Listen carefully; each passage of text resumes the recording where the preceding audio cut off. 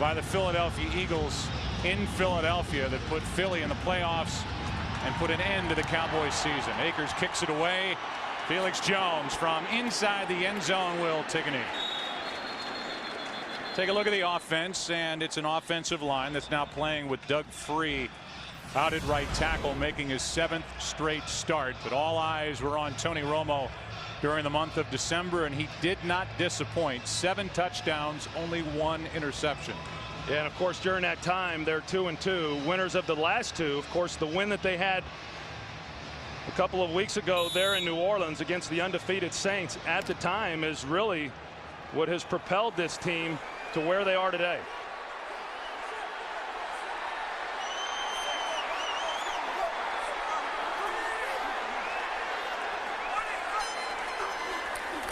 Starting with a throw, and it's his favorite target, Jason Witten. Yeah, they've started 6 different guys at middle linebacker this year, and that does not include Stuart Bradley, who was their starter coming into the year, who went on IR. Barber breaks loose.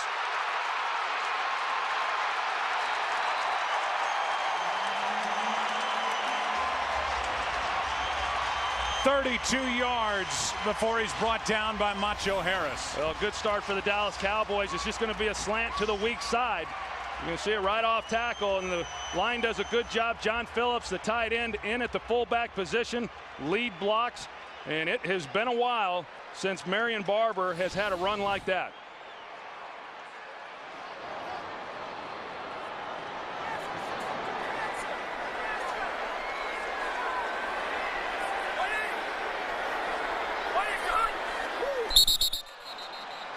That's a Pro Bowler who moved too soon. False start. Offense number 70. A 5-yard penalty. It remains first down. That's Leonard Davis, who has not disappointed since he was brought here from Arizona. He's been a Pro Bowler all 3 years he's been in a Cowboy uniform. Yeah, that trade when they made it, or when they picked him up, it was not a trade, but when they picked him up, there were a lot of people that questioned that acquisition. He was regarded as a guy who had underachieved at Arizona, but you're right, Joe. He has been an awfully good player for this Dallas team. Former tackle in Arizona, he has thrived at guard. On 1st and 15, delayed handoff to Marion Barber. He takes it to the 40, a gain of 8. You wonder what's been going on with Marion Barber behind this offensive line. It seems like lately he has had less burst, and he has had a tough time picking up short yardage situations. 3rd and 1, 3rd and 2, 4th and 1. He's had a couple of decent runs here to start his day.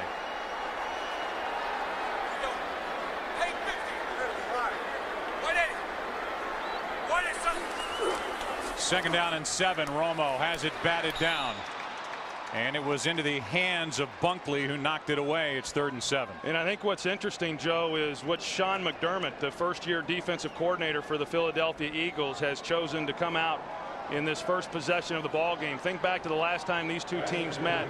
He blitzed them an awful lot. In fact, 59% of the snaps in that ball game were blitzes. So far, he has not brought the blitz. He's played relatively soft, and 3rd downs, the Philadelphia Eagles lead the NFL.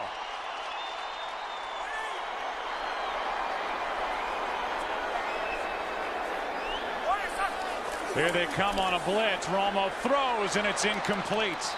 A penalty flag comes in late. Austin, the intended receiver. Sheldon Brown was on him, number 24.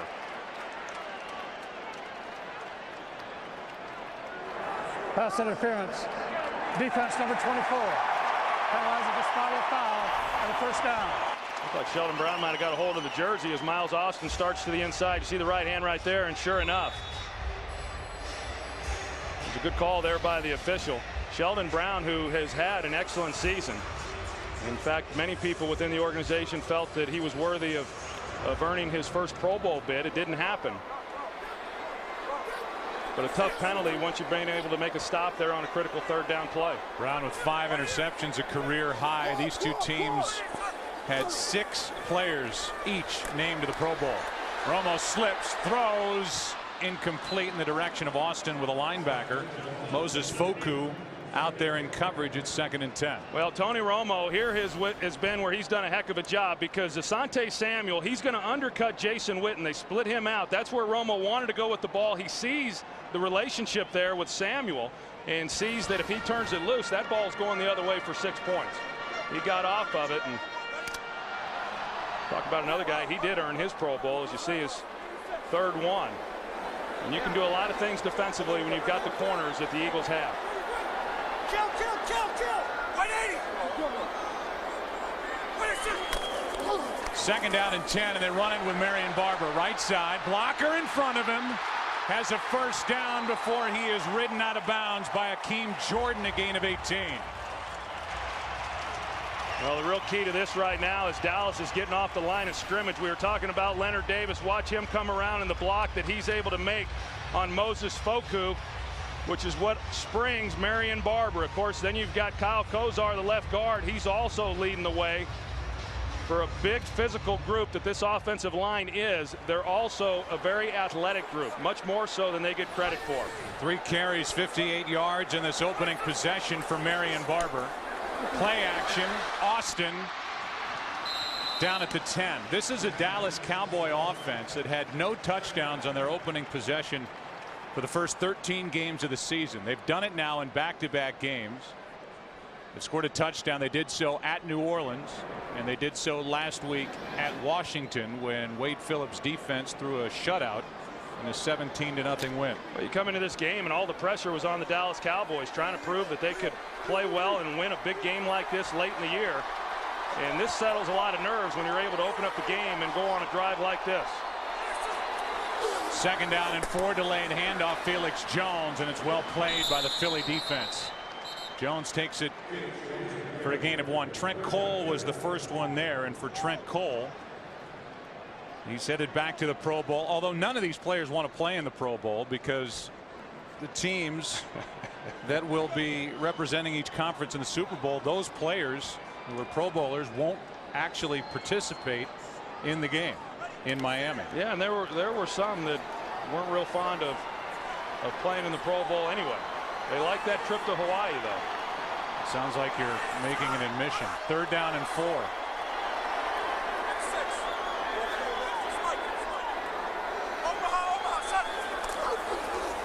On 3rd down, Romo slings it. Witten, touchdown.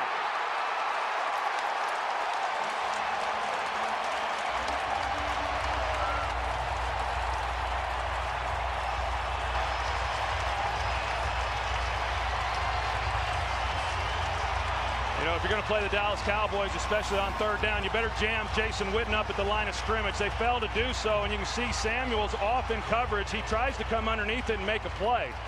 But that is where Tony Romo is looking to go with the football most of the time in 3rd and short yardage situations. And once again, Jason Witten for the touchdown. Witten was the leading receiver for Dallas the first time these two teams met, November 8th in Philadelphia. He has a touchdown. Cowboys took the opening possession down the field into the end zone, already have more points than they did in last year's season finale in Philadelphia when they lost 44-6, ending their season. Barber 58 rushing yards on that drive, and Witten his 2nd touchdown of the season. Don't forget that key pass interference penalty on Sheldon Brown that kept that drive alive that ended in the end zone.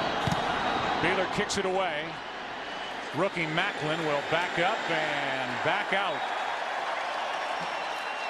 in what seems to be a wide open NFC. And while the Cowboys have struggled during the month of December, the Eagles have not under Andy Reid, a 32-13 record. Granted, we are playing on the 3rd of January as we close out this season. How about Deshaun Jackson, 2nd-year pro, gets it on an end around, a 6-yard gain, and the shuffling. And the question mark, Troy, as we look at the backs and receivers, the quarterback McNabb, a couple of Pro Bowlers, a rookie, and Jeremy Macklin. But what happens at the center position with Nick Cole taking over for a guy who was a rock, Jamal Jackson? Jamal Jackson was having a heck of a season and a guy that they could count on week in and week out. And they had to work overtime this week at practice to get Nick Cole prepared for this game. On second down, the handoff is to Westbrook, and he gets nothing. Marcus Spears made the play, and the defense and the problem for the Eagles could be right there in the middle with Jay Ratliff going to his second straight Pro Bowl, and now he gets to work on Nick Cole instead of Jackson. Jay Ratliff was a real force the last time these two teams met. 2 sacks. Of course, DeMarcus Ware, one of the premier rushers in football, but Anthony Spencer, number 93, he now has come along in the last month of the season.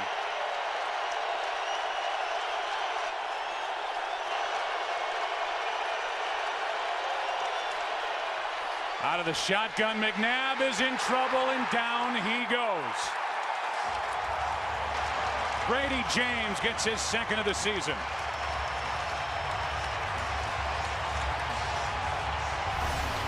They like to bring Brady James as well as Keith Brooking, and they do again here on the first third down. Brady James coming off the edge. Donovan felt the pressure inside, tried to escape out to his left, and Brady James is just able to come in from behind and make the sack. Nowhere to go with the football down the field, Joe. 3 and out for the Philadelphia Eagles. Dallas Cowboys, one of the hottest defenses in the NFL. Fair catch. The Cowboys start at their own 31. Pass is caught by Phillips. A guy who started the season as the third string tight end, seemingly Troy well behind Witten and Bennett, has been getting more and more action, while Martellus Bennett, and he has suffered with injury during the course of the season, but he's made relatively no mark on this offense.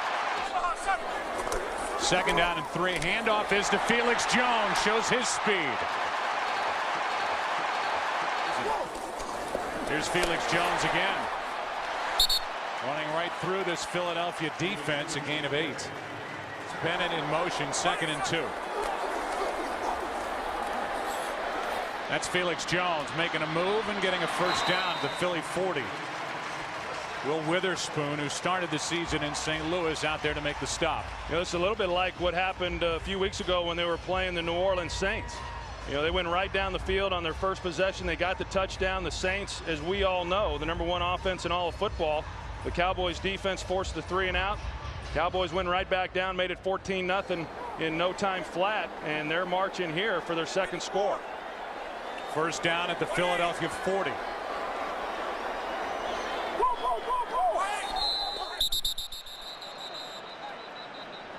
And movement at the line of false start.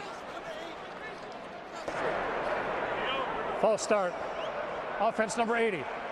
5-yard penalty. Remains first down. You know, both these teams, Joe, coming into the season, typically you don't have teams that are heavily penalized that are playing that well or that are going into the postseason play, and yet these two teams, two of the most penalized teams in football, are obviously in postseason play, and we'll begin that next week. But penalties like this, especially in a big game, certainly hurt your ball club. First down and 15, delayed handoff. It's Felix Jones again to the 39. Felix Jones, for the first time in his career, has had 3 straight games of 10 or more carries. So while typically it's been Marion Barber as the feature back here with some Tashard Choice sprinkled in, we're seeing more and more of Felix Jones, who's getting healthier and healthier coming off that knee sprain as the season wears on. Yeah, and Felix Jones actually has run the ball pretty well here in recent weeks. He hasn't had the big 30-40 yard gains like people had gotten used to seeing from him earlier in the year. Again, somebody loses a helmet. Felix Jones takes it to the 35 to bring up 3rd and 5, a gain of 4. I just think right now, when you look at Philadelphia along that defensive front compared to the Cowboys offensive line, they're an undersized group. And Jason Garrett, the offensive coordinator, has done a good job here in the early going of being balanced. And oftentimes Jason Garrett has been criticized for getting away from the run early, especially early in games, and throwing the ball too often, but he has remained balanced here in this one.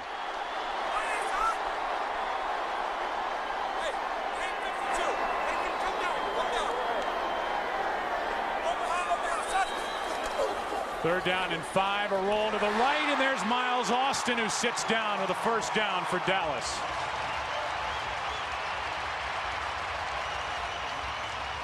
Well, that's the guy that Sean McDermott is most concerned about, is Miles Austin. He's been on an absolute tear. Watch the hands at the top of this route. A ball that's up high, and knowing that he's got a linebacker coming underneath in a position to make a hit on him, and yet he extends himself and brings it in. Strong hands and an excellent route runner. I'll tell you what's strong on him, watching him warm up prior to the game. He's got big legs. He's a wide receiver, but he is put together. Yeah, he's the total package. I mean, as far as speed, quickness, size, run after the catch, he can do it all. Strength. First down, Marion Barber back into the action. And he's brought down by Cole after a gain of 3. When we talked to Sean McDermott, he did talk about Miles Austin, who's a Pro Bowler. He started this season as the 3rd receiver behind Roy Williams and Patrick Creighton. Now he's a Pro Bowler. First 41 games, 23 catches, 435 yards, 4 touchdowns. First start at Kansas City in October. 10 for 250, 2 touchdowns, including the game winner. Sean McDermott did not even mention Roy Williams. Wasn't in the conversation. Mentioned Creighton before he talked about Roy Williams. Romo throws, and there's Austin again. Sets up a 1st and goal at the 9. Gain of 11. Well, they bring the blitz off the edge, and then away from that, they've got to then drop a defensive lineman. Jason Babin, 94, becomes that guy. You're going to see him. He's going to drop, trying to get in the zone. And when you get locked up like that, you can tell how lost he is, because then Miles Austin becomes the guy who hits that area of the field. Macho Harris blitzed from the opposite side, and that's the zone blitz that you hear so much about. Here's where Roy Williams should be a weapon with his size. Delayed handoff. It's Barber. Marion Barber picks up 2. You know, you talk about, not talking about Roy Williams, or not mentioning Roy Williams, and why they're so concerned about Miles Austin when you consider where Tony Romo likes to go with the football, and then the completion percentages that accompany that. 71% of the time the ball is thrown to Jason Witten, he catches it. And you see way down at the bottom there, Roy Williams, only 45% of the time does he come down with the ball when they throw it in his direction. 2nd and goal.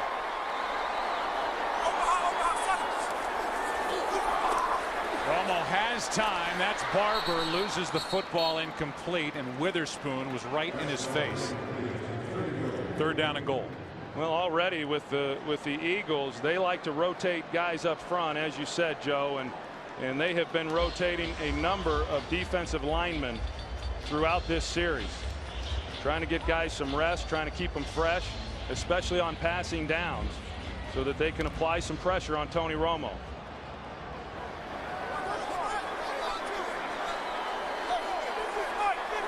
Twelfth play of this drive.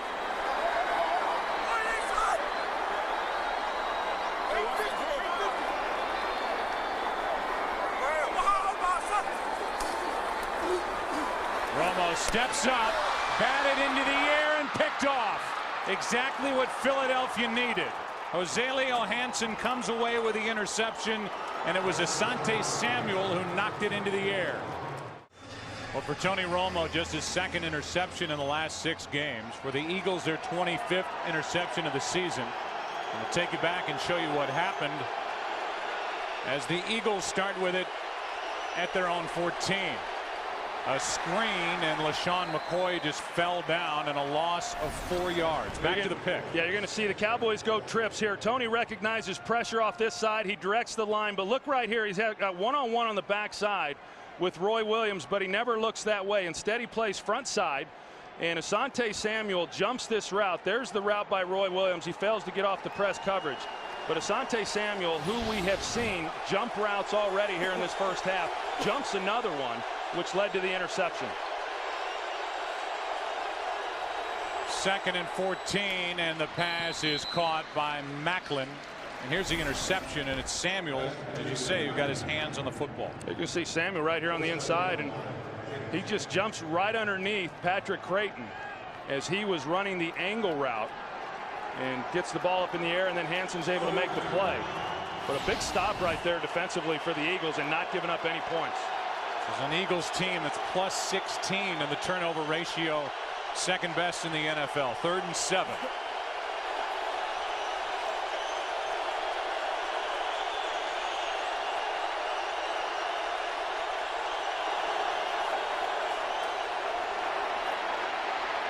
McNabb with all day, now flushed out, throws and hits his tight end. That's Selleck. And for all the talk of Deshaun Jackson, the rookie Macklin, it's Brent Selleck who leads this team in receptions. That's number 70. And the reason is the Cowboys go two-man, too deep with man underneath, and it's very difficult then to beat that as a wide receiver. But the guy they're not accounting for is the quarterback. They had Bobby Carpenter in a spy technique. As soon as he came up to take McNabb, they're able to then get the ball to Selleck for the first down.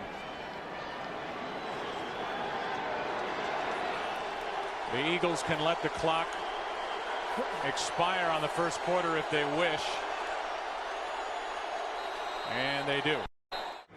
You look at the ball control numbers. The Dallas Cowboys came into this game having allowed just 27 first quarter points, the fewest in the NFL. That continues. The Eagles had scored the most first quarter points at 122.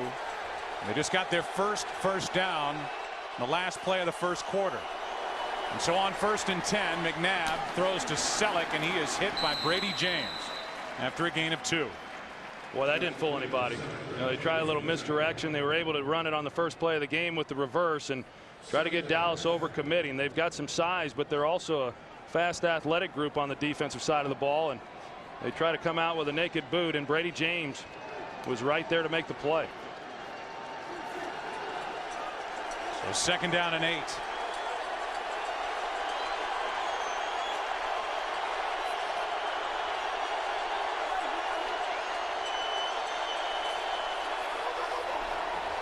McNabb with good protection down the field for his home run hitter Deshaun Jackson. He overthrew him. Deshaun Jackson has emerged as maybe the biggest big play threat in the league, and he was open. Yeah, you can see Hamlin, he overplays the top, and it opens up the middle then for Deshaun Jackson to pierce right through the middle of it. And you know, that's their first chance that they've taken down the field. There will be many others before this day is over. But that was a golden opportunity for Donovan McNabb. He had Jackson open, and he had time in the pocket to deliver a better ball.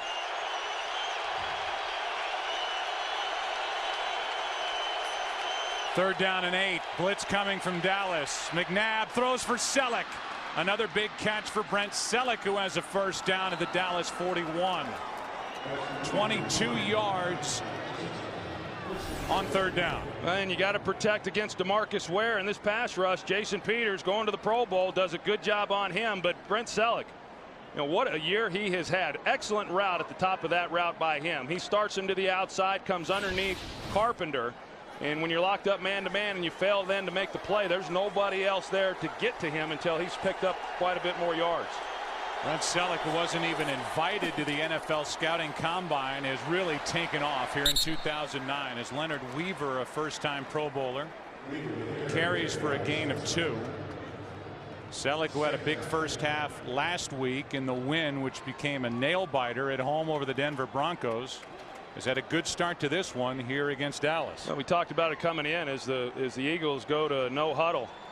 But you know, when you talk about the Eagles offensively, they have playmakers at every position on the field. And it has been a while since we've been able to say that. 2nd and 8. Pass broken up by Jenkins. Andy Reid called Mike Jenkins a guy who might be one of the best cornerbacks in the NFL, as he has really elevated his game in his 2nd year out of South Florida. He's been outstanding. He had a disappointing rookie year, but he came back. He matured a lot in the offseason. He spent a great deal of time working on his game, and he has been the best corner for this Dallas defense. I know that. And there's many that thought that he was worthy of a bid to the Pro Bowl. 3rd down and 8.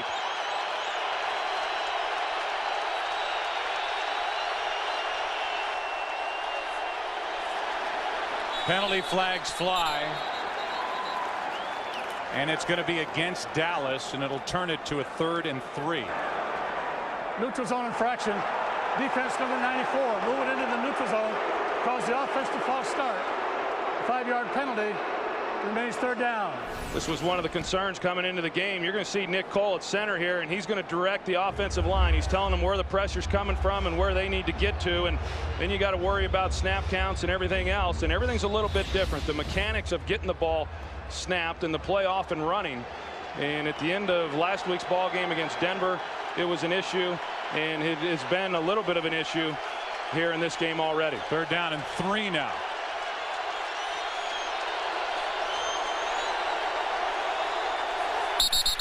Eagles just gave the 5 yards back. Jason Peters. False start. Offense number 71. 5-yard penalty. Remains third down. I got DeMarcus Ware moving all over. He's coming now off the defensive right. McNabb throws, and Macklin can't make the catch. It was behind him on his back shoulder. He was wide open, and it's 4th and 8.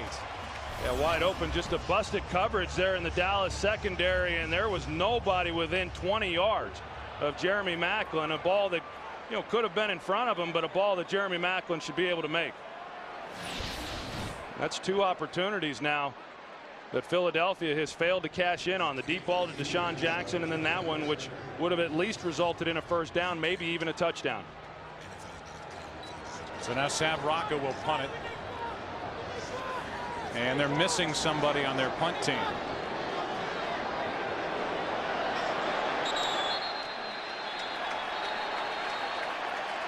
If they throw the flag, the Eagles probably wouldn't care anyway for delay of game. Play clock was down to 0. Timeout. Philadelphia. Going to break, we could see Ted Dasher, the special teams coordinator, saying, "My fault, my fault." I think anytime you see a play clock expiring, you panic and call timeout. That was a spot where they didn't need to. I couldn't agree more, Joe. That was not an area of the field where they really needed to burn a timeout. Here's a punt that goes into the end zone anyway after the timeout. Penalty flag was thrown.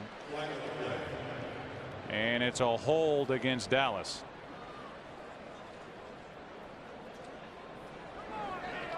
Missed opportunity for that Philadelphia offense on the miss by Macklin on 3rd down.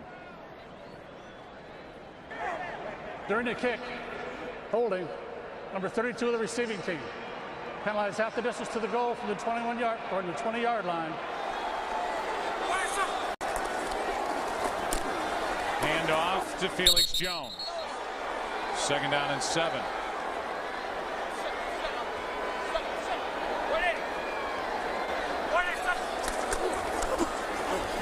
On 2nd and 7, Witten is wide open in the middle of the field for a Dallas first down. Gain of 9. I don't quite understand why Jason Witten has been as open as he has been. I mean, you're going to see him. He's just working a crossing route, and the linebackers just fail to pick him up. You know, he's a very difficult guy to cover, because if you play him man-to-man, he's going to beat whoever it is that's covering him, whether it's a linebacker or a safety. Oftentimes they'll put a corner on him. We've seen Samuel on him already today. And then in zone, he's as good as any in the league in finding the holes. And he and Tony have a special rapport between the two, and they don't misconnect on many. Witten's up to 91 catches on the season, and penalty flags prior to the snap. Ron Winter is the referee here this afternoon.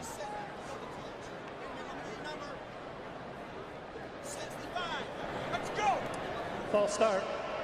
Illegal snap. Number 65 offense. 5-yard penalty. Remains first down. That is 3 false starts against the Dallas Cowboys playing at home here this afternoon, and they get Gerard. You can understand it. Andre Gerard right here in the middle. You know, he just starts rocking back just enough, and enough for them to call a false start, and rightfully so. You can understand it with Nick Cole, of course, making his first start at center and the crowd noise, but no excuse for this Cowboy offensive line.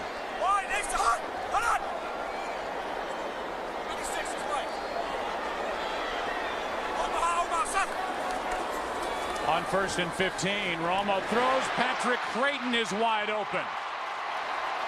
And knocked down as he crossed the 45. They'll mark him at the 47, a 30-yard catch and run. So far, Philadelphia just has not been able to harass Tony Romo within the pocket. He's been given quite a bit of time to sit back there and find his receivers. There's been very few blitzes coming off the corner with free rushers. You see there, just a four-man rush playing zone behind it. You know, I thought it was interesting in talking with Tony Romo just the other day. He said, I don't think teams can hold up against us playing zone because it's just too easy in today's game to pick those apart when you've got good receivers to get the ball to. Here's Felix Jones around the left end. Showing more of his speed. A flag is down at the 47-yard line. A 24-yard run. Will it come back? Looks like it. A hold against Dallas. Holding. Offense number 34. A 10-yard penalty. Repeat first down. So they get the fullback, Deion Anderson. You know, Dallas right now, I think if you're Philadelphia, you'd say you don't mind so much if they're running the football. I know the late Jim Johnson, he was never concerned about rushing yardage. He just didn't want to give up big plays. But the Cowboys have gotten some big plays in the running game. Of course, this past one just coming back. First and 20. Here's Marion Barber, and he spins his way to the 40, picked up 3. It's been Felix Jones more of late. Barber early on that first drive. Dixon made the tackle for the Eagles on that carry. And it's 2nd and 17 with the Dallas Cowboys up 7-0. I mean, going back to the last time these two teams played, the Eagles defensively held the Cowboys to only 76 yards rushing. And already in this half, you know, they're well over that. 99 to be exact on 12 carries.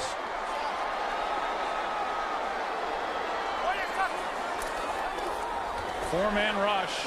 Romo has all day, and Austin fights for the ball, continues down the sideline, and has a first down at the 20.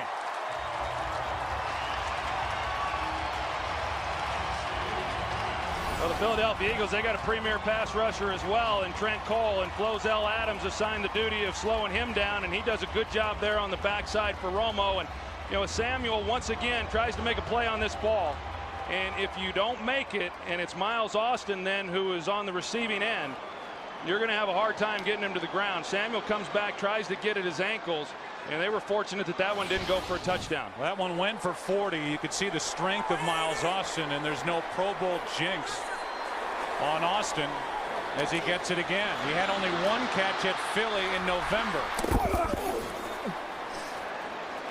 And the umpire, you could hear his microphone was right in the middle on that tackle at the 15-yard line. He's on the ground, and that gives you a pretty good idea of the collisions. Oftentimes our viewers at home, they don't get a chance to really understand or appreciate the impact of these hits. That and he got his shirt. He looks like some dogs got after him or something there at the bottom of that pile. Bill Schuster is the umpire.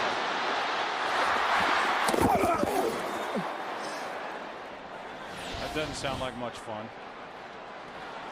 No, it's not. I can tell you it's not. 2nd down and 5. If you don't think so, just ask the umpire.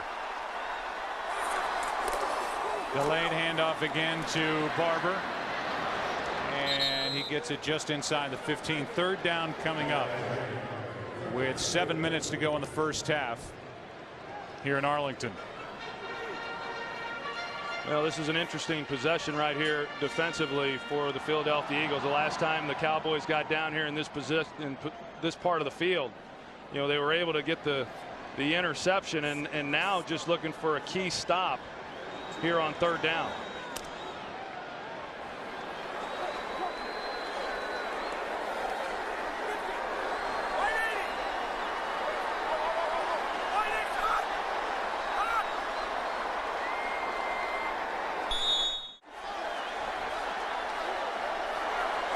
There's Austin on 3rd and 4.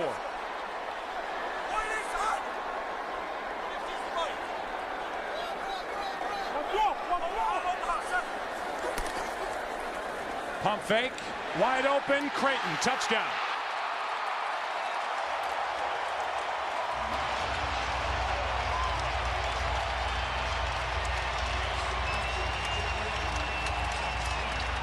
Joe, they run a high-low on corner Sheldon Brown. They run Roy Williams into the flat.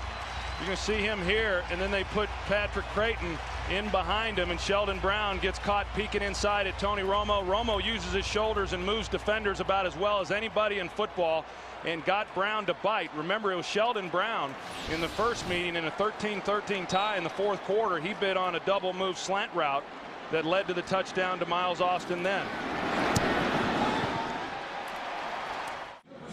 14-0 Dallas. Creighton got the last score for the Cowboys. And as we welcome you back inside our booth, Joe and Troy, and Philly's got to find an answer here fast. Well, they sure do. And I think defensively, you know, they've got to start bringing some pressure. They just have not called up many blitzes. It really surprises me, considering how much they like to blitz and how much they blitzed the first time these two teams met. And this is an important drive right now for the Philadelphia Eagles. I mean, down 14-0. It could be worse than what it is. 6 minutes to go here in the second half, or in the second quarter.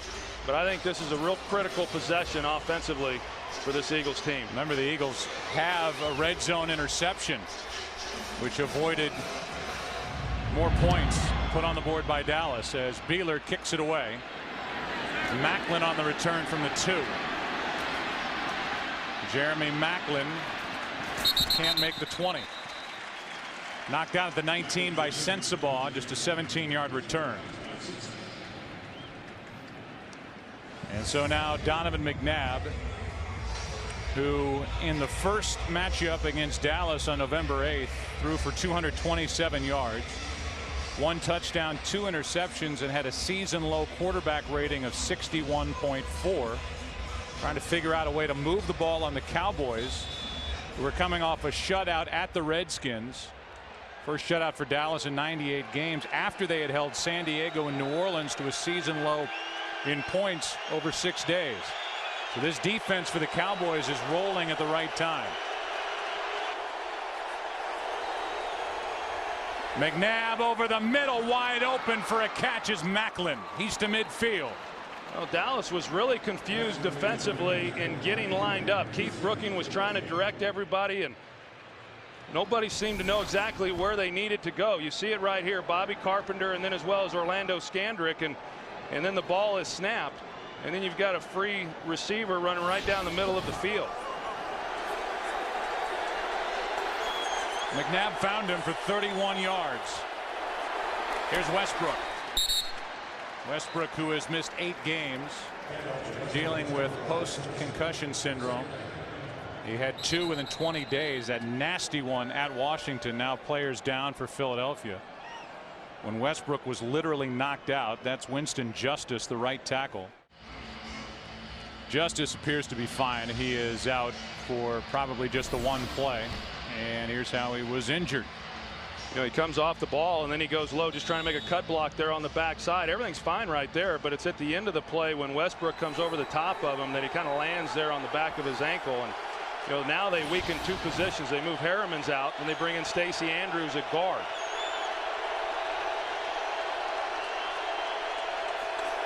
Second down and 6. McNabb over the middle, hits Deshaun Jackson. Jackson is down inside the 20, out of bounds at the 14-yard line. A 32-yard catch and run for the electrifying Deshaun Jackson. And the first thing that they do is they want to test out that offensive line. Dallas does. You're going to see here they're going to test the A gaps and see if those inside guys, Stacey Andrews coming off the bench, can communicate it and block it up. But Donovan has enough time then to get the ball to Deshaun Jackson. They're in man coverage underneath. And just an excellent job there. 18th catch of the season of 20 or more yards for Jackson. Winston Justice back in the lineup as McNabb lost the snap. Remember, a new center, and Dallas takes over. Ratliff comes away with a football. So it didn't even look to me like McNabb was anticipating the snap. I mean, that he was expecting it to be hiked when it was. Just the simple parts of the game, whether it's the quarterback center exchange or out of the shotgun. New center Nick Cole, Jamal Jackson is out, and McNabb just dropped it. Yeah, McNabb clearly was anticipating the ball to be snapped, and it was a little bit low, but looked like Donovan might have taken his eyes off it just at the time that the ball was hitting his hands and failed to secure it. Not a great snap, but one that McNabb could have handled. And for Ratliff, his 4th fumble recovery of the season, which would tie him for the top spot in the NFL. And now each team has a red zone turnover in this game, and Dallas up 14. Takes over at their own 20. Romo underneath. That's Phillips again. And as Phillips is knocked down by Witherspoon, Phillips has a 7-yard gain. You know, I know coming into this game and visiting with Sean McDermott, he was very concerned about Miles Austin. And he was concerned about the big play ability of him, and so he knew that they had to mix things up. Couldn't get locked in just playing man coverage, couldn't just press all the time, had to play some zone, had to mix in some blitzes. But I am really surprised that we have not seen the Eagles blitz more than they have. It's been predominantly a 4-man rush that has not gotten close to Tony Romo. Here's Barber. Barber picks up a yard. 3rd and short coming up for Dallas, and Philadelphia needs a stop here. Get the ball back and get something on the board before the half. It's been a Dallas offense that's put together 3 long drives, one of 9 plays, one of 12, the other of 8. And it's 3rd down here.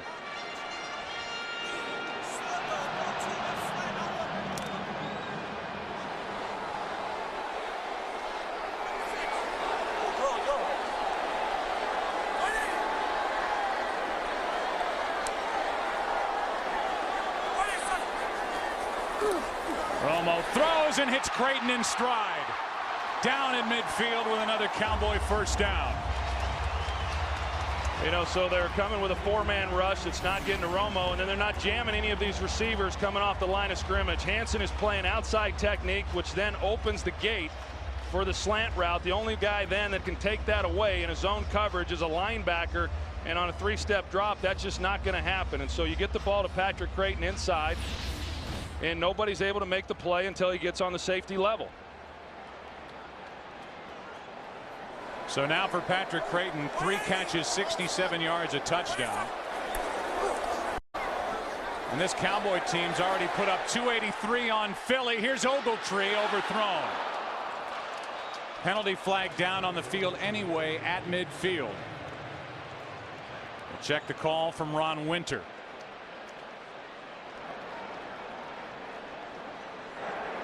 Personal foul, roughing the passer, contact to the head of the quarterback, 15 yards and a 1st down.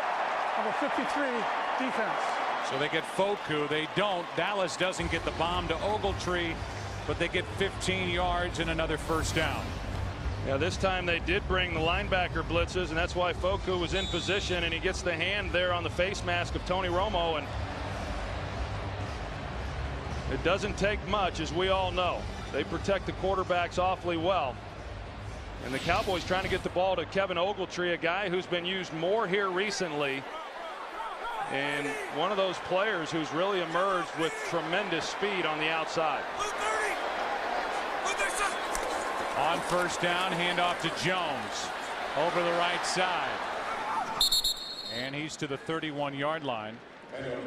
Jeremiah Trotter, who was brought out of retirement on a 1-year deal September 29th, is in there to make the stop as we approach the 2-minute warning.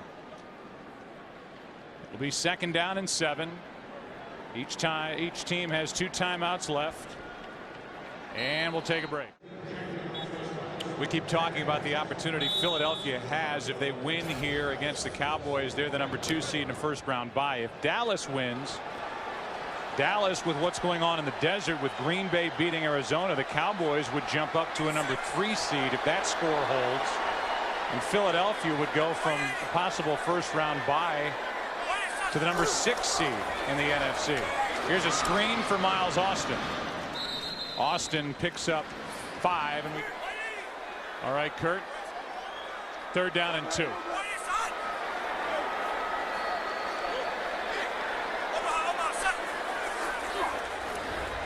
Here's one for Roy Williams, and he and Romo are not on the same page. I mean, this is devolving into something that's really embarrassing between Romo and Williams, to the point that Williams is on the wrong page. He tipped the ball for an interception last week. 2 catches the last 2 games. He was brought here to be the big weapon, and he just simply is not. Well, yeah, and then you wonder where this team would have been if Miles Austin hadn't have emerged the way that he did. And that didn't happen until week 5 against Kansas City. And the Cowboys struggled moving the football up until that time. And you're going to see Roy Williams takes an inside release. And here's Sweezum, second week as a Cowboy, and he just drilled a 44-yarder. With 1:04 remaining to make it 17-0, and that puts a half smile on the face of Wade Phillips.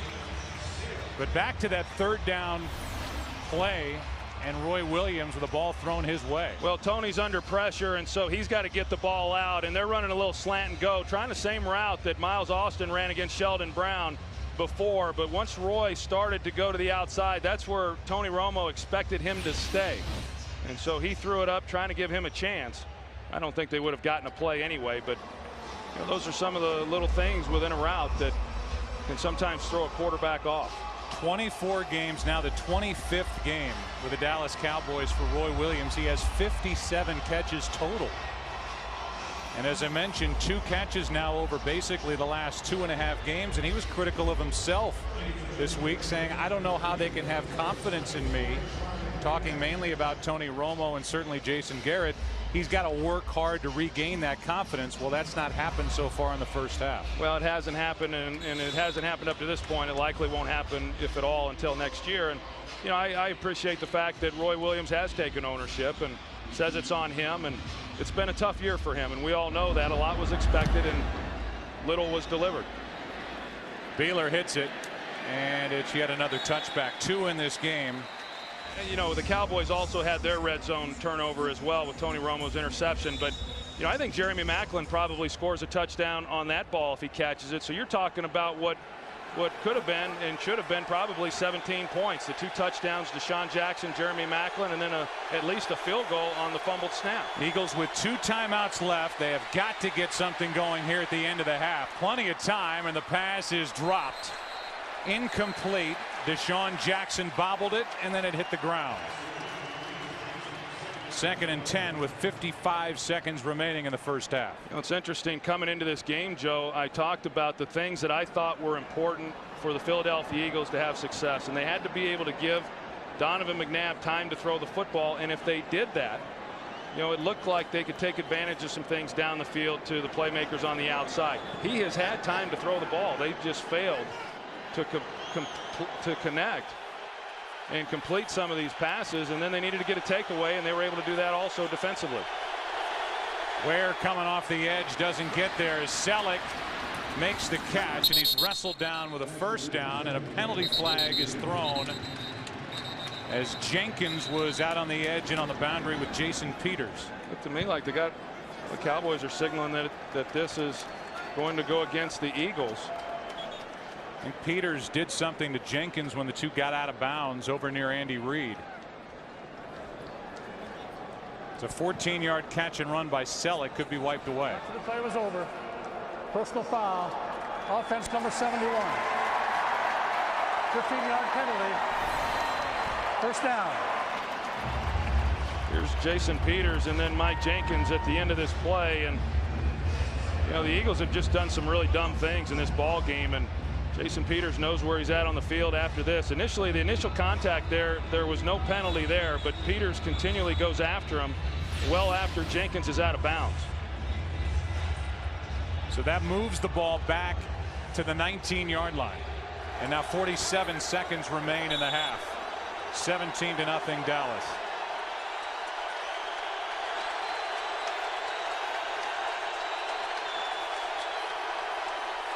Over the middle, it's Avant, and he's smacked by Sensabaugh.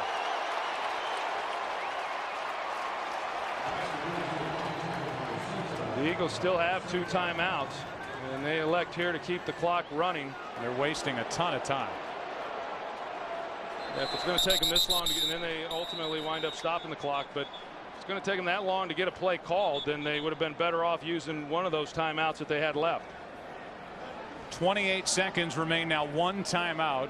Roy Williams and the Dallas Cowboys for what they gave up and why he's still in Arizona. 2nd down and 2. McNabb hits Jackson, and Jackson drops it. Skandrick was coming to make the hit for Dallas. It's now 3rd down and 2. And you can see the frustration all over the face and in the body language of Donovan McNabb. Yeah, and this isn't what any of us expected to see out of the Philadelphia Eagles. I mean, this is a team that over the years has played well in these types of games. Not only played well, but has won most of them. And they came out here in this first half and they've just not played the way that we have expected them to play in these types of games. It's 3rd down and 2. There's Selleck for a 1st down, and the Eagles should spend their last timeout, and they do. 21 seconds left. 10-yard catch by Selleck, who's been the one guy that McNabb's been able to lean on here against the Cowboys in this game. Well, what a great find he was in the 5th round.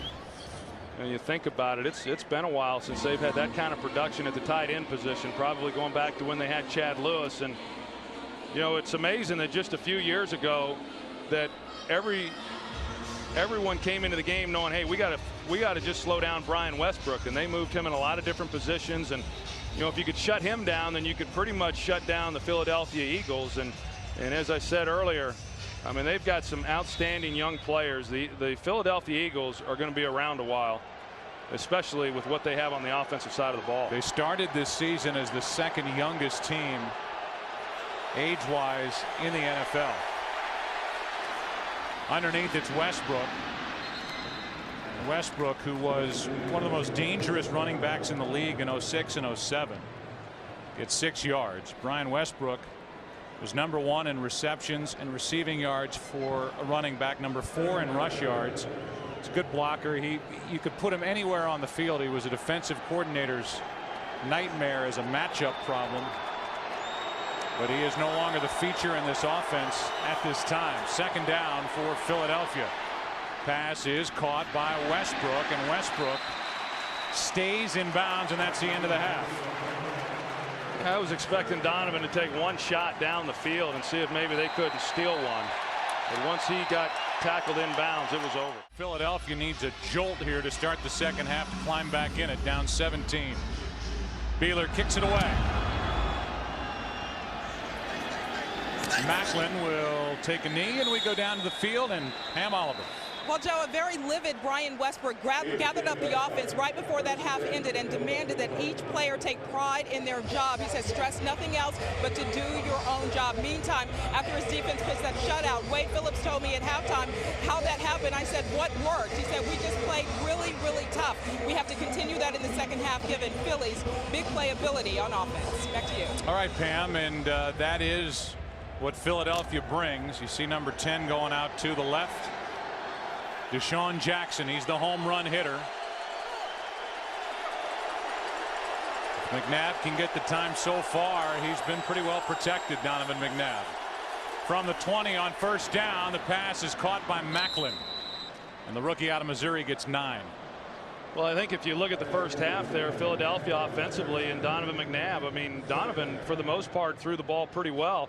And that's a pretty good blow right there. We'll find out what is wrong there with Terrence Newman, but now they're going to obviously have to bring someone else in, and how they're able to hold up, because Donovan McNabb, you know, as I was saying earlier, he's had some time. I mean, the real concern coming in was how would this offensive line protect him, and I think they've done an admirable job there in the first 30 minutes of this game. Allen Ball comes in for Terrence Newman. 2nd and 1. And a handoff for a 1st down to Westbrook. Well, Andy Reid, Troy, said as much. He said this game will depend on how our reshuffled offensive line handles the front 7 of the Dallas Cowboys. I would say so far that really hasn't been a problem. No, it hasn't. And Donovan, his numbers look good, and they just have not been able to stop the Cowboys defensively. Every time the Dallas Cowboys got the ball, they moved it right down. The only time they stopped them is when they got the interception. Every other drive, the Cowboys got points, and then they just failed to capitalize on the opportunities that they got on their own side of the ball. Blitz coming from Dallas. Brooking does not get home, and the pass is complete to Selleck. And Brent Selleck has a first down inside Dallas territory to the 42, a gain of 25. We've seen Brent Selleck already do some good things in this ball game, and you're going to see him right here at tight end. He comes off the ball. He just stays in the seam. That's one of the things that they're able to do with him because he has great speed and he's able to threaten defenses. He does a good job once he got off the line of widening it out a little bit and keeping himself with some separation from the middle safety. I've been thoroughly impressed with what I've seen of Brent Selleck this year.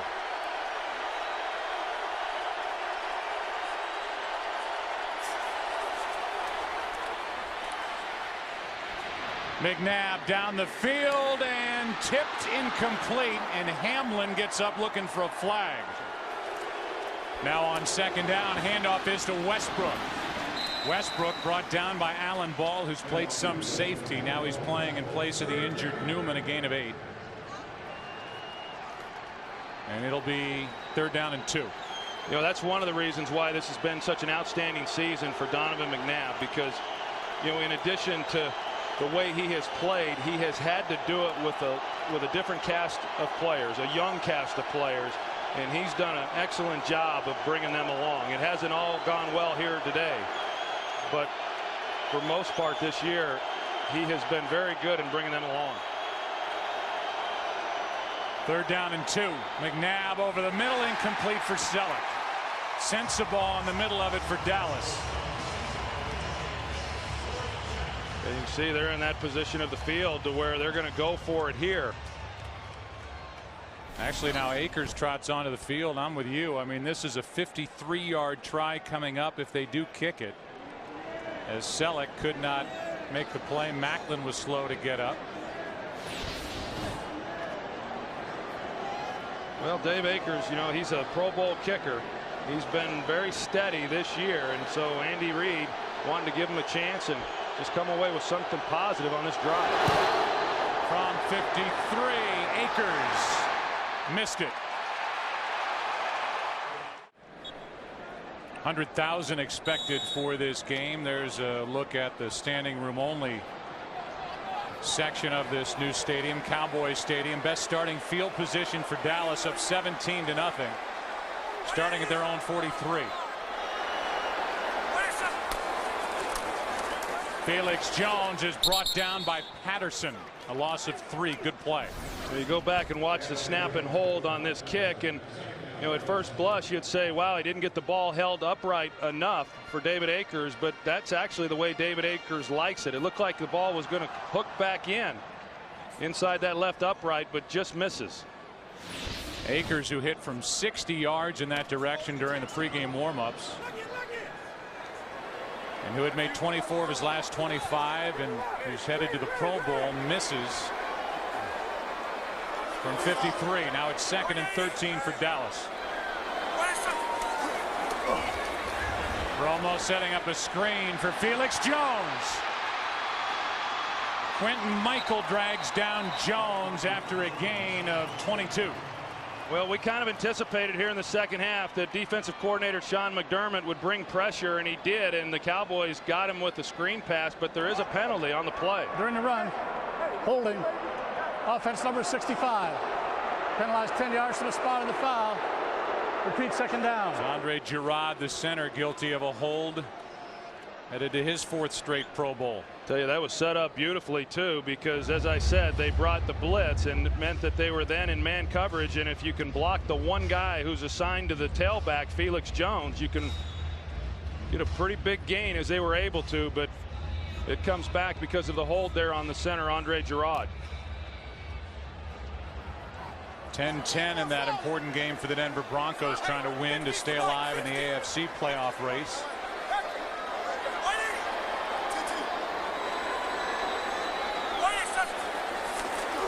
On second down, Romo throws, and incomplete for Creighton, and again the Eagles brought pressure. It'll be third down.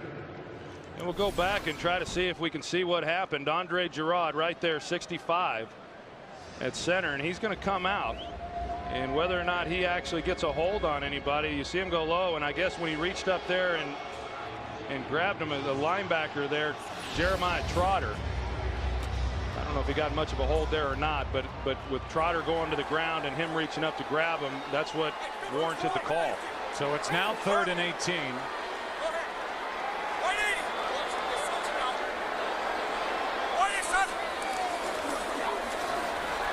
Romo flips it for Barber, incomplete, and what a good job by Tracy White, who sniffed out the screen, made the play, and that's the best effort so far by this Eagles defense in the game. Well, that's what they had to have. I mean, knowing how successful Dallas had been offensively there in the first half, to come out here the first possession for the Cowboys and not allow them to move the football and come away with any type of points, that's the kind of effort it's going to take here in this second half if they're going to claw their way back in.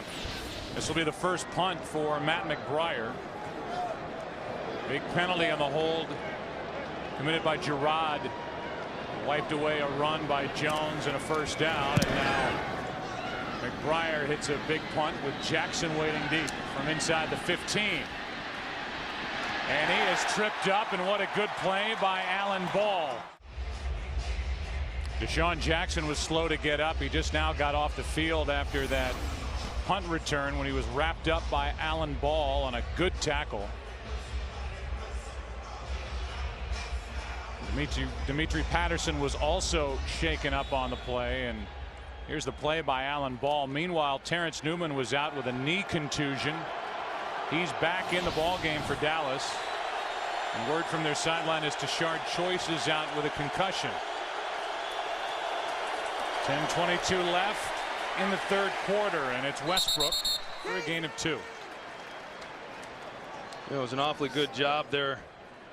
As you see Deshaun Jackson. It's a good job there by Matt McBriar, the punter, in placing that ball. Coming into the game, this was a real concern. Field position and special teams is awfully important when you're talking about these types of ball games, and Joe DeCamillis wanted to make sure that the ball was never inside the numbers on the punts, and he placed that one perfectly, and it allowed for great coverage.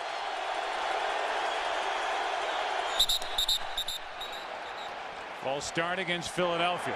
False start. Offense, number 62. 5-yard penalty, remains second down. And that is Max Gene Gillis. Meanwhile, we've talked a lot about Nick Cole, an undrafted college free agent out of New Mexico State. Made the team in 2006 as a backup center. He has started 15 games this season at the guard spot, 6 at left guard, 9 at right guard. Now he takes over at center. Deshaun Jackson is back in for Philadelphia on 2nd and 13.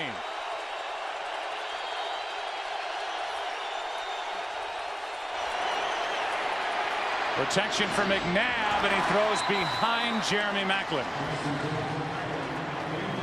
Maclin was wide open, and McNabb missed him. It's 3rd and 13. Well, watch inside here. Nick Cole, 59, and the job that he does on Jay Ratliff, the all-pro nose tackle. And, you know, this was a concern, but he's locked him up right there. I mean, that is a heck of a pocket right there for any quarterback to make the throw. Time to throw the ball. Maclin wide open. And these are the throws you just got to be able to complete. Look at Brent Selleck, who was shaken up coming off the line. He checks out on 3rd and 13.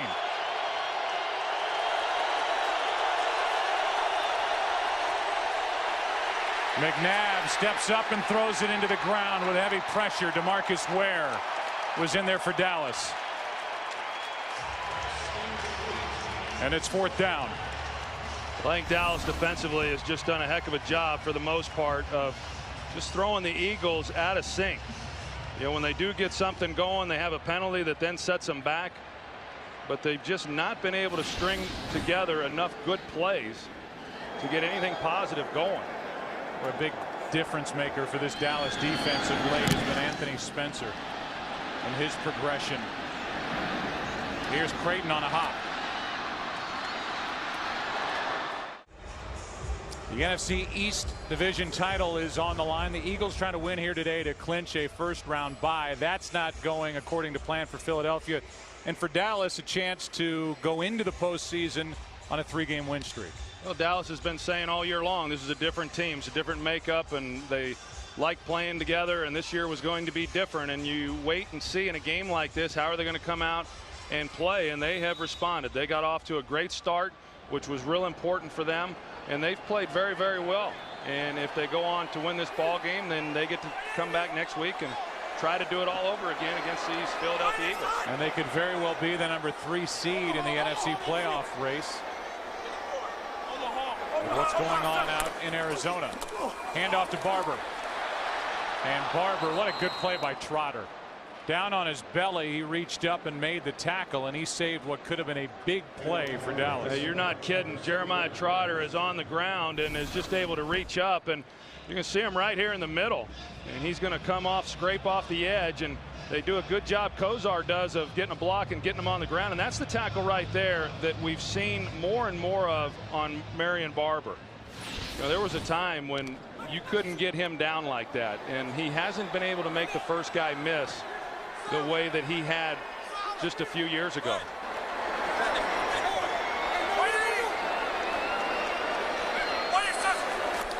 Second down and 6, and there's Bennett.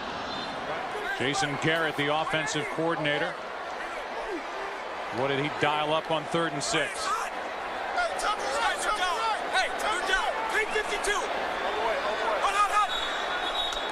And play clock expired. Delay game. Offense.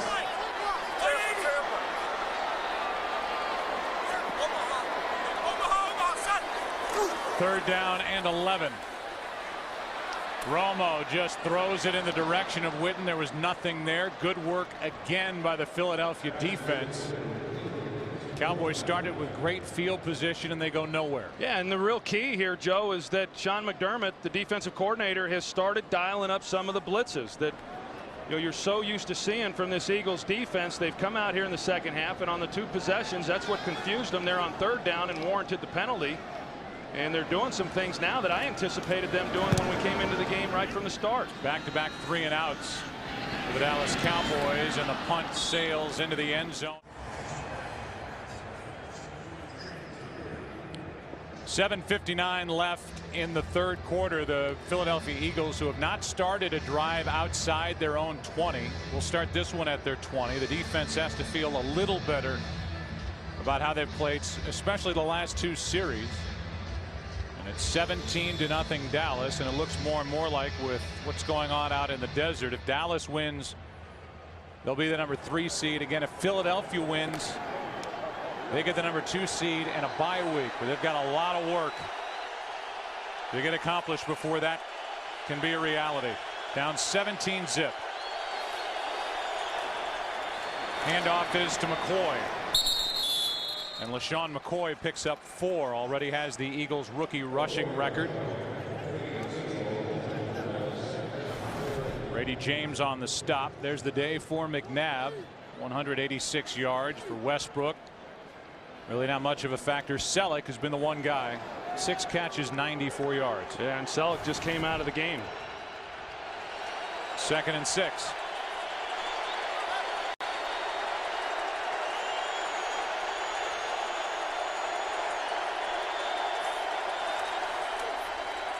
Underneath, it's Weaver. Started to run before he made the catch. The throw was down at his knees.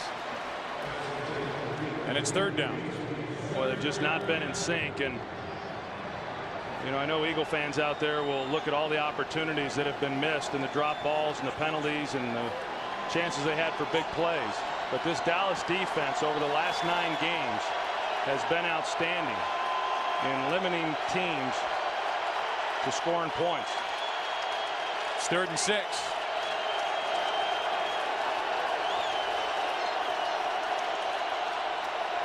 Extra men on the rush. The ball's knocked out of the hand of McNabb and kicks right back into his belly. But it's 4th down. Knocked away by Spencer, and then it hit a foot or the ground and went right back into the gut of McNabb. Anthony Spencer comes right around the edge there on Winston Justice. And it hit the ground, and Eagles were very fortunate there. It looked like Donovan had some room again. He hadn't been getting a lot of pressure in the middle, and it looked like he had some room there to step up in that pocket and help those tackles out a little bit more than he did. Rocket hits a good punt. His best of the day, and it drives Creighton to the 21. Down the sideline. 6:40 left in the third quarter. The Dallas Cowboys, this group of them, tired of hearing about 1996. It's the year the Dallas Cowboys last won a playoff game. It's the year the Dallas Cowboys last had a winning record after Thanksgiving in the regular season. They could do that with a win here today. Here's Barber. Gets knocked by Trotter, but Marion Barber picks up a first down and 14 yards. You know, that's where Tony Romo has gotten so good this year is utilizing the underneath checkdowns. And Philadelphia did a nice job really covering everybody down the field, but given the time to let Marion Barber get out from protection and come underneath those linebackers and turn a simple little pitch and catch into a nice gain. Big hit by Barber. Good block after that catch by Jason Witten, who does it all at the tight end position for Dallas. First down. Little toss to Felix Jones. Room to run. Felix Jones still going. Felix Jones, touchdown Dallas, no flags.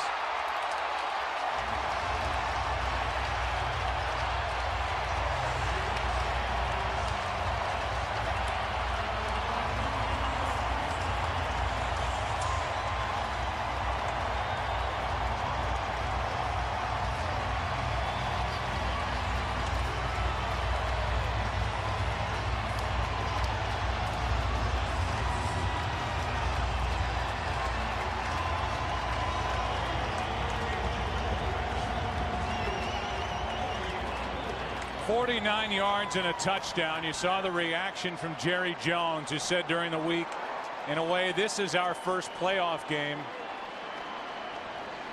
Trying to win for the third straight time, and the Dallas Cowboys lead 24-0. After getting throttled last year in week 17 at Philly, 44-6. This is one of those big runs that they expect to see out of Felix Jones. He's finally healthy, and it's real simple, but good execution. But on the back end of this, Quentin Michael's in a position right there to make a play, and he just fails to come off of Jason Witten and make the tackle then on Felix Jones. And once Felix Jones breaks this tackle here, he's got such great speed that even with inside-out pursuit, they're not able to get to him until he's well across the goal line. And a good job there by Doug Free, the right tackle, working all the way across the field and leading the way. He blocked Sheldon Brown, and then Felix Jones took care of the rest. And there's Quentin Michael, the starting strong safety, who was taken out of the play by Witten. So a 24-0 score, and the Dallas Cowboys have had fun moving the ball, with the exception of the two previous times they had it. Just about every time they touched it against the Eagles defense. I like that. Felix Jones goes right over there on the bench and sits down right next to one of the big guys, Doug Free, who helped lead the convoy into the touchdown. So Doug Free getting his 7th straight start at right tackle. Mark Colombo, the Cowboys believe, could be back next week. Macklin takes a knee. Another touchback for Beeler here at Cowboys Stadium.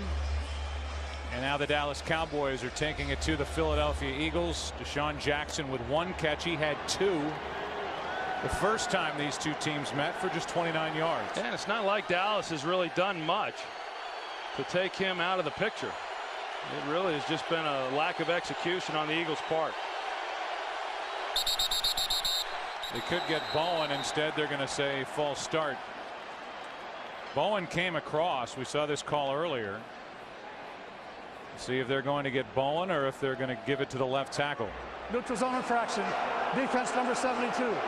Moving into the neutral zone that caused the offense to false start. 5-yard penalty. It remains first down. I think that's a good call. We saw that earlier in the game with DeMarcus Ware against Jason Peters, and now it was Bowen. Well, I think if you look at Dallas defensively right now, I mean, at 24-0, and I was talking about their play here in the last 9. Only one time in the last 9 games has the Cowboys given up more than 2 touchdowns defensively, and so right now this is not looking very good for the Eagles. Pass underneath, caught by Westbrook, And Westbrook out of bounds just across the 35 with a gain of 10.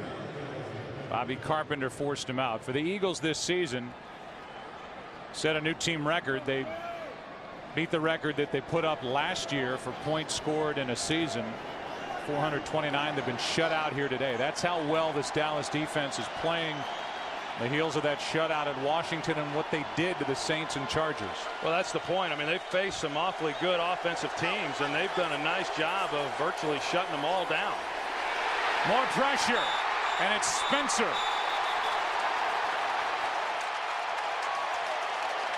Anthony Spencer has made the biggest difference on this defense as the year has worn on, and he has now 5 sacks in his last 6 games. Yeah, you're going to see a little bit of a twist here up front by Anthony Spencer, and because of that they turn him loose. And that's one of the things when you do have to shuffle the interior guys, those are the things that you generally miss. And Anthony Spencer, who has been good all season long, but right or wrong, he's judged on sacks, and his first one this year didn't come until the 11th week of the season. I'll tell you, since then he has been getting after the quarterback.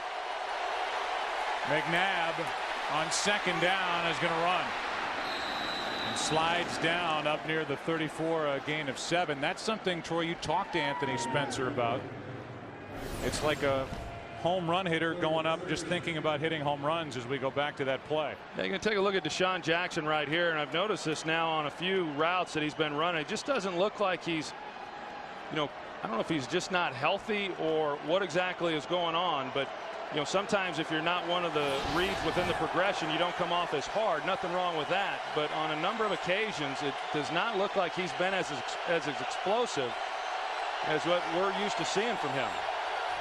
Now third down 12. Here's Selleck underneath, and he's brought down at the 36, a gain of 2 by Skandrick.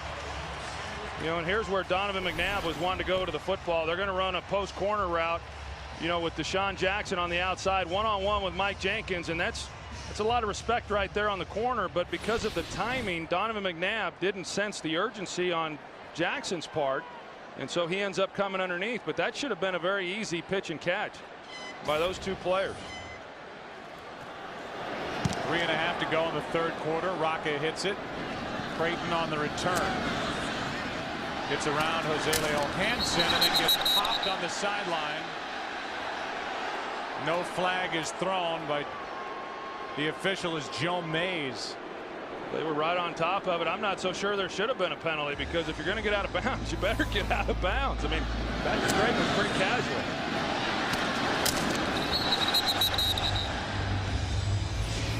Looked like he might have had 1 foot out of bounds and then the other foot in the field of play. As you look at Patrick Creighton, you think of the guy who's in charge, the special teams unit. Creighton, number 2 in the NFL in punt and return average.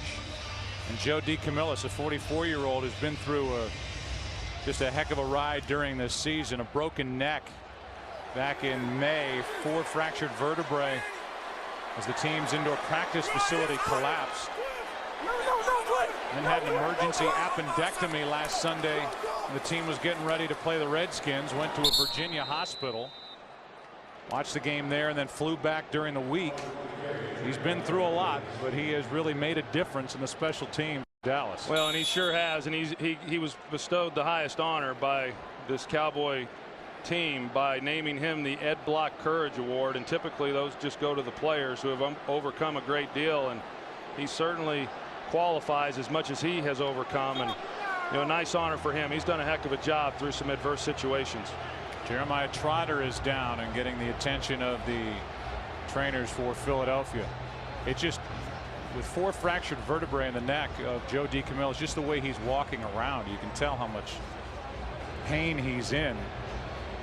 Add to that going through a burst appendix. I mean, this year it couldn't get to 2010 quick enough for Joe DeCamillis, and now Jeremiah Trotter's able to get up and jog off the field. Second down and 9 for Dallas, up 24.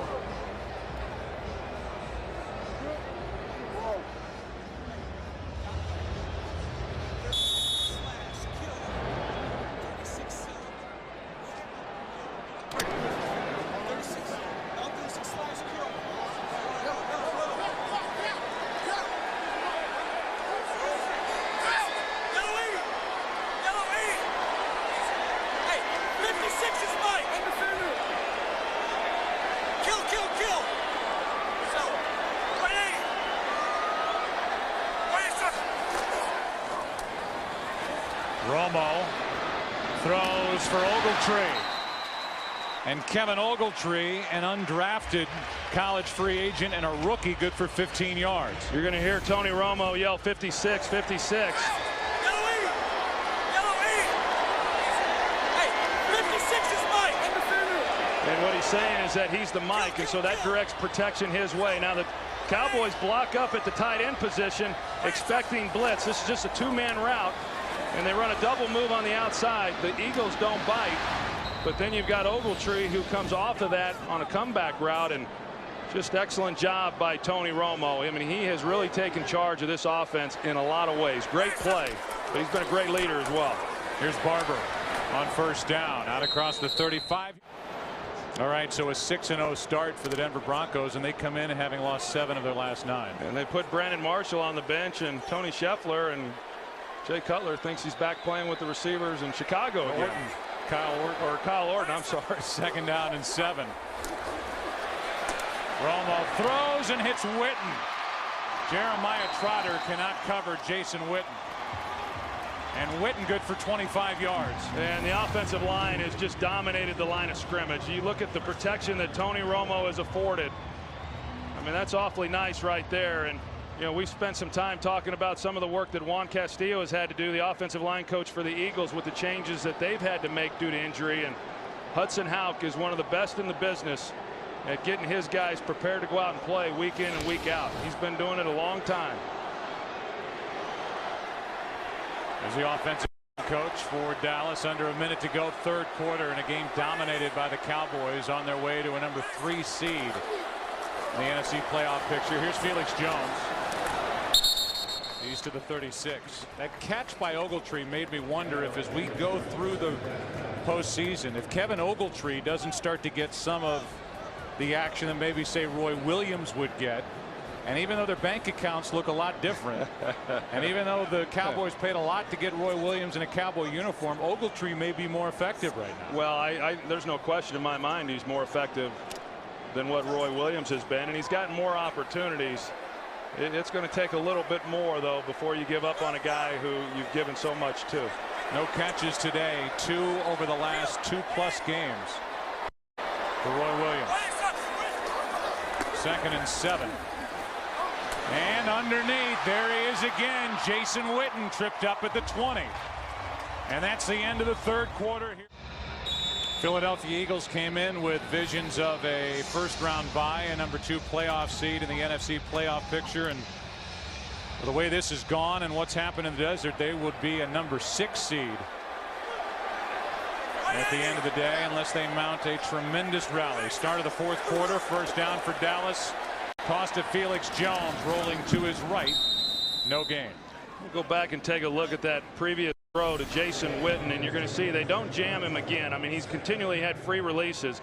Good coverage there by Quentin Michael, but you're going to see the ball placement by Tony Romo, and that's what allows Witten then to get the extra yards. He throws it on the back hip, the only place you can put it, to where he can make a play. So a great throw beat good coverage.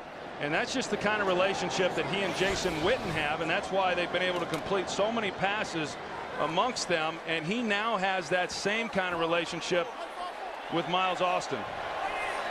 Jason Witten, for the 2nd time in his career, is now over 1,000 yards for the season. 93 catches. Screen for Felix Jones, and nothing there. Good play by Witherspoon. A loss of 4.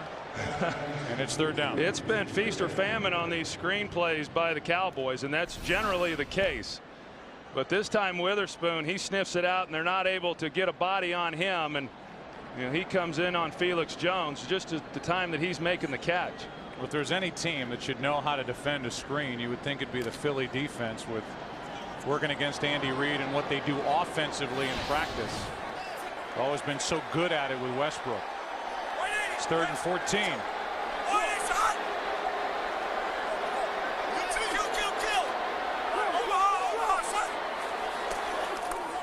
Handoff to Barber as Romo fell down, and Macho Harris is taken for a ride. A gain by Barber of 12. It's 4th down, and the Cowboys can get another look at their new kicker, Sean Sweezum.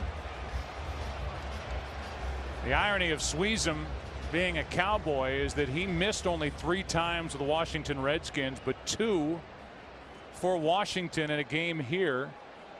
Basically handed Dallas a 7-6 win, and then a miss at home against New Orleans, which could have ended their undefeated season earlier than it ended. Cowboys beat him to end that streak. He was out of a job, and now after Nick Folk, who missed 7 of his last 11, was cut. Here's Sweezum, who used to be a Cowboy, and now he pulls this one wide left. 24-0, and now starting at the 20. McNabb and the Eagles with Westbrook split out wide to the right. McNabb has a pocket, and he hits Deshaun Jackson. Minimal gain of just 4 yards. Brought down by Orlando Scandrick. And Jackson, who was not a factor the first time these two teams met in Philadelphia in November, is really not making a dent in this one either. And you wonder how long Andy will keep these guys in, knowing that with a loss they turn around next week and come right back here. McNabb gets out of 1 sack. Hatcher cleans up. A penalty flag is thrown. And Jason Hatcher, who made the tackle on McNabb, did so without his helmet on. We'll check the flag. It's against Philadelphia. I think that just proves it's a little different mindset to play defensive line in the NFL. Most people would be hiding for cover, you know, if your helmet comes off. Not Hatcher. Illegal use of hands to the face. Offense number 62. Penalties declined. It's a 3rd down. And I guess Hatcher was on the receiving end of that. 3rd down and 14. That's the 4th Cowboys sack of the game. McNabb for Macklin, underthrown and knocked away by Jenkins.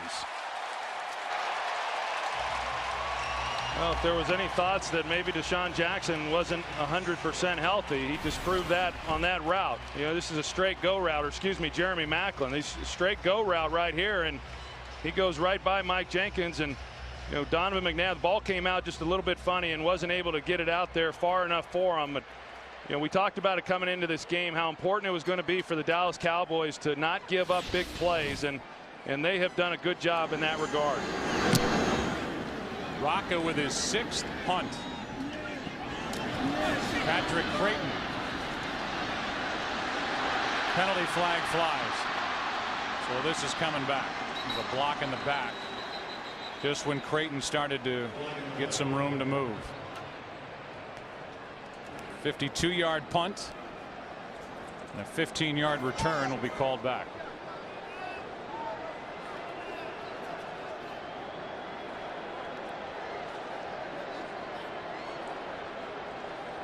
During the return, illegal block in the back. 89 the return team. 10-yard penalty. 1st down. Interesting side note as we go through the rest of this game. Tony Romo, the only quarterback to take snaps for the Dallas Cowboys this season. He finishes this game taking every snap as opposed to Kitna coming in. He'd be the first quarterback for the Cowboys to accomplish that feat. Here's Felix Jones over the left side, but I think you bring up a good point really on each side. I mean, it's 24-0. Cowboys will run some clock here, try to whittle it down, and this will be a matchup that will happen again next week in the playoffs in this stadium, it appears. Yeah, and another game, and then for Dallas, assuming they go on to win, then they had swept them in the regular season, and then to turn around, I mean, it's hard enough to beat a team 3 times in 1 year, but to beat them twice in 2 weeks, I mean, that's it'll be interesting then to see what these coaches decide to do here real quick. Romo goes down, and that's the last thing the Cowboys want to see is Romo on the ground. Mike Patterson in there to make the play, a loss of 4 on a sack, and that's the first Eagles sack of the game. That's how well Tony Romo has been protected here today against what is usually the fierce pass rush of the Philadelphia Eagles. Yeah, and if these two teams do play again next week, I think we'll see what the Eagles did here in the second half. We'll see them start that way in the second half. And in talking with Dallas, they anticipated a little less blitzing than what they had seen from Philadelphia in the first game. But I know that they were not anticipating that there would be only 5 blitzes in the entire first half. 3rd and 15. Romo trying to set up a screen, nothing out there, and now it's 4th down, and Romo is laying on the ground.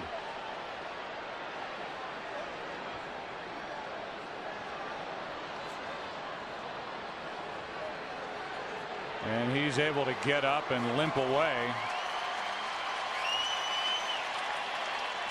I think Jerry Jones is on the bat phone right now down to Wade Phillips and saying get him out of the game. It's an earpiece, evidently. It's Bluetooth bat phone. But let's see exactly what happened. It looked like it came down low on him. Oh, well, he got a late hit. Is this the way he landed on his back, or? Here's Jackson.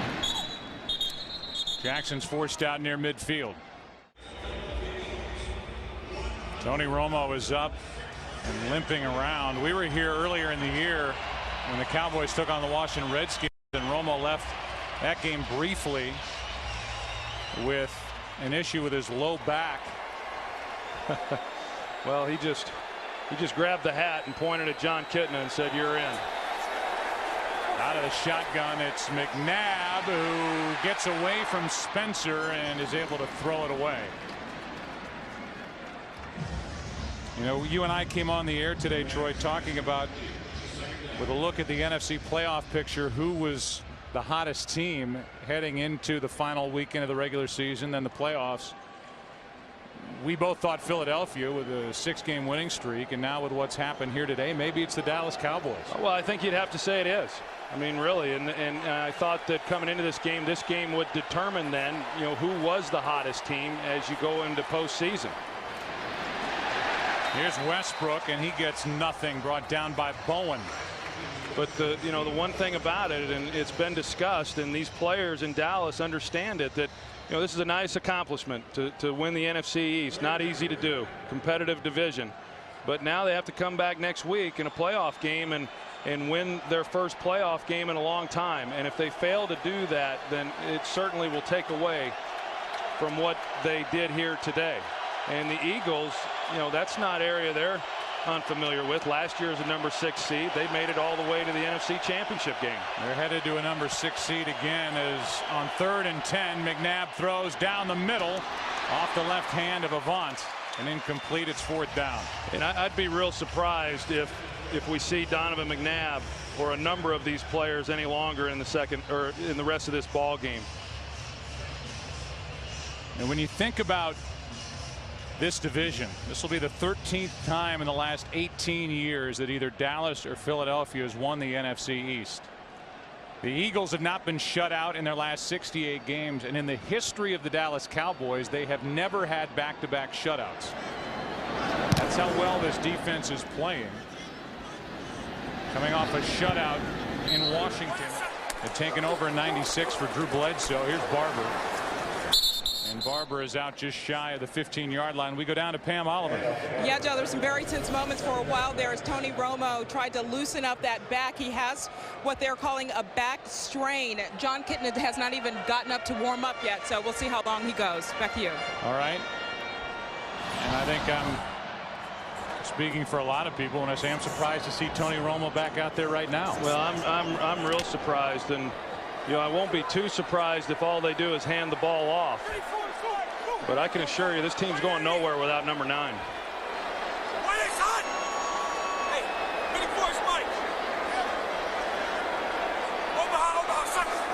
Second and 7. Play action. Romo steps up and down the middle, hits Miles Austin. People talk about a 1,000-yard season. That's not what it once was, but 2,000 yards now, that's unbelievable. Here is Felix Jones looking for somewhere to go, and he ends up losing 3. Quentin Michael there to make the stop. First guy there was Foku. You think about the Dallas Cowboys and where they were even the last time they went into the playoffs. They won the division in 2007. They started that year 12-1. but they ended the year losing 2 of their last 3. They had the bye week. That was the Tony Romo's in Cabo week, and they come back and lose to the New York Giants. We showed you that last play, the interception thrown to McQuarters at the end of that game. This is a team now with a hot quarterback and a defense that's playing some of the best football in the NFL. 2nd down and 12, and Marion Barber is thrown down by Darren Howard. Penalty flag on the play.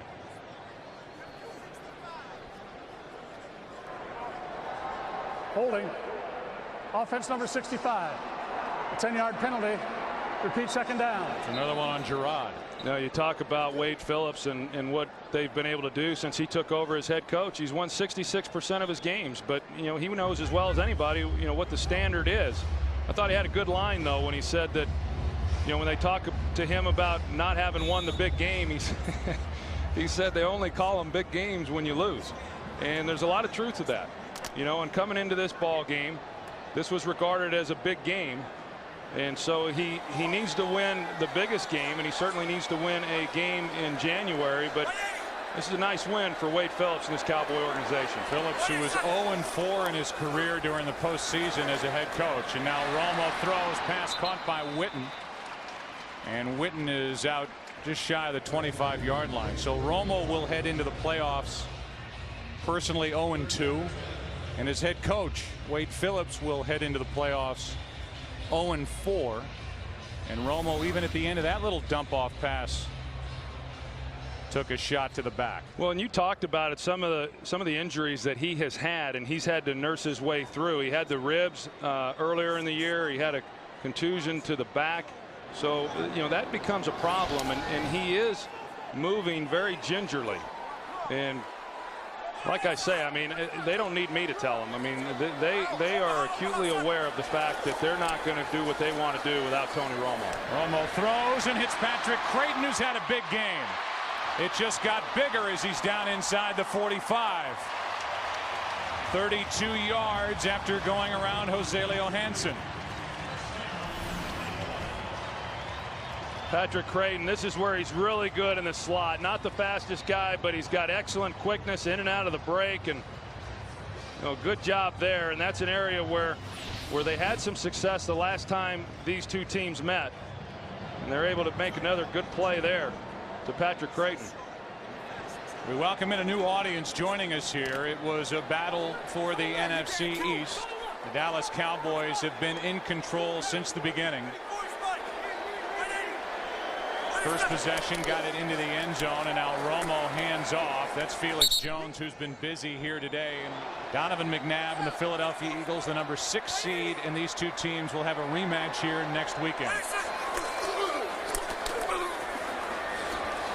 Felix Jones plows his way to the 35. And we look at the record, Troy, over the last 3 games for these teams headed to the playoffs. In New Orleans, to that 13-0 start, they've lost 3 in a row. Yeah, today's I don't think meant too much, but there's some real concerns, and they've got to get healthy. And you talk about Dallas. I think right now Dallas is exercising some demons from last year. That loss that they took in Week 17 to Philadelphia, it had a lasting impact on them, and they felt that they were able to overcome that to a certain degree in the win at Philadelphia earlier in the year. But they're hoping that after this win they can put that entirely to bed. Marion Barber on 3rd down gets nothing. And captivity has gone dark here in Arlington. In fact, all of the scoreboards are out. There's been a power outage. Maybe Jerry stepped on the plug or something. That's the first time I've seen Jerry Jones stand up today. That will get your attention. Now it's back on.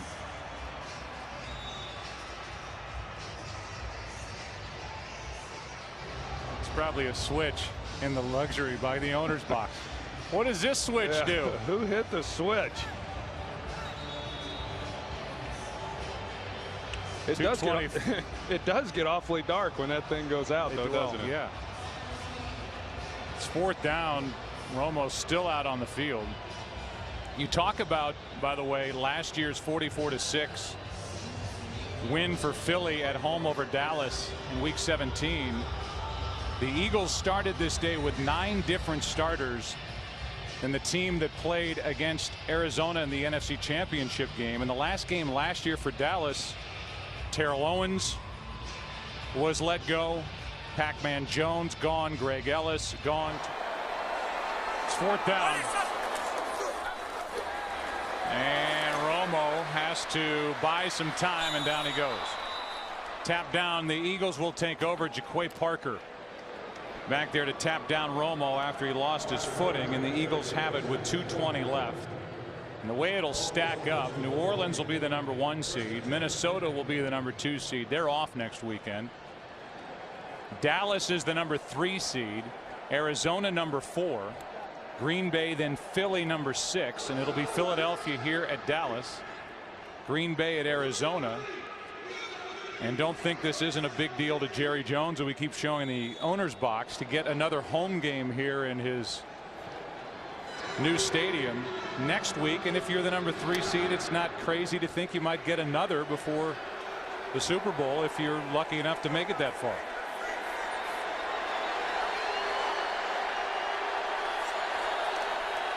.220 left. McNabb still in the game. And it's Macklin on the catch, out of bounds with a Philadelphia first down.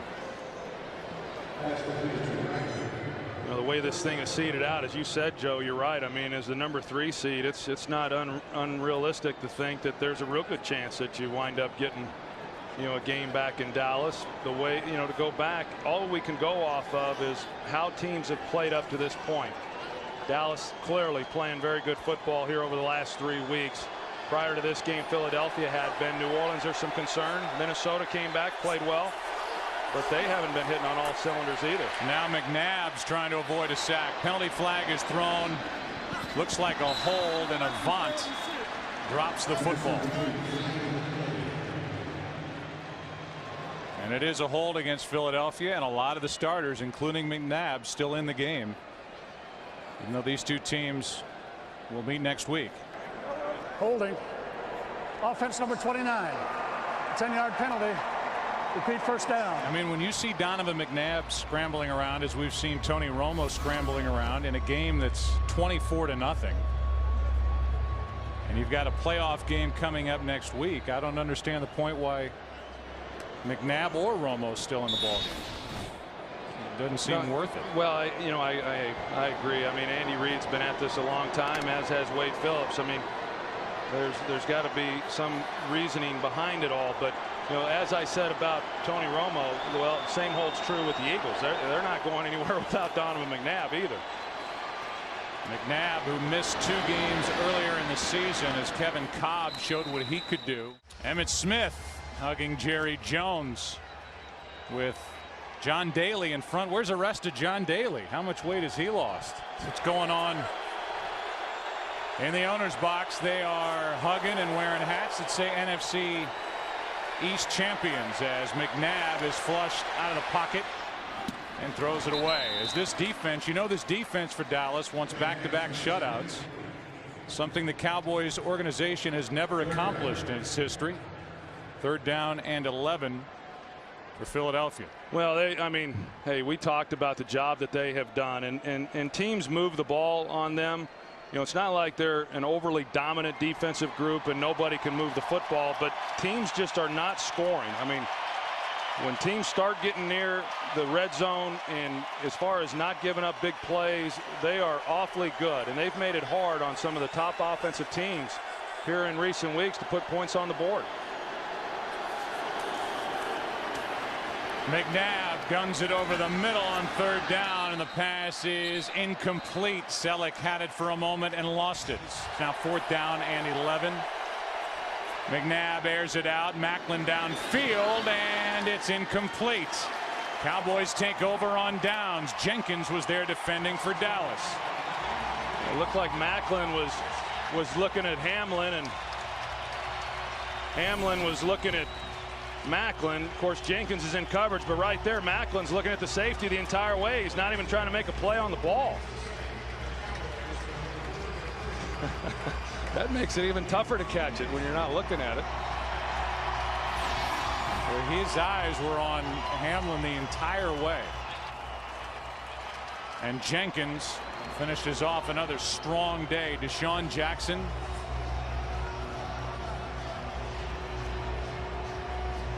with just 2 catches in the first meeting and just 2 catches here in the second meeting. And the Dallas Cowboys, who had lost their last 9 regular season finales, will snap that with a kneel down. Romo will take every snap at quarterback for the Cowboys this year. First Cowboys quarterback to accomplish that feat. And Wade Phillips just won a big one, with a bigger one coming next week against the same team, the Philadelphia Eagles. And for both these coaches, whether it's Wade Phillips or Andy Reid, especially Wade Phillips, I mean, after this win, he'll enjoy it tonight, and then he'll go back to the office and watch the film and be asked all the questions that they all get asked, and they got to come back and try to do it all over again a week from now.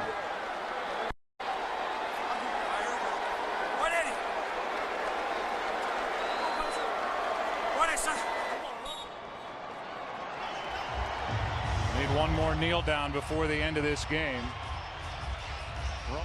Witten 76, a touchdown, and Creighton a 99-yard day with a touchdown. And this Dallas defense allowed just 228 yards by what has been a high-scoring Philadelphia Eagles offense.